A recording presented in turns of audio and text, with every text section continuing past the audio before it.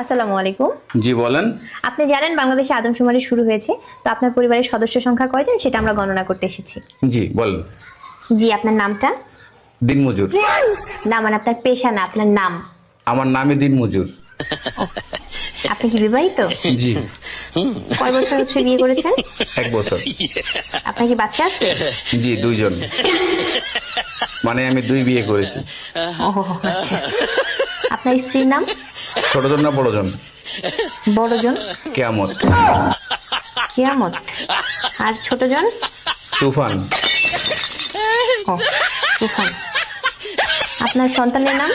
ছোটজনেরটা না বড়জনেরটা? কিয়ামত জনেরটা? ঝড়। ঝড়। আর তুফানেরটা? সিডর। সিডর। জি, আপনার মূল্যবান সময় দেওয়ার জন্য আপনাকে ধন্যবাদ।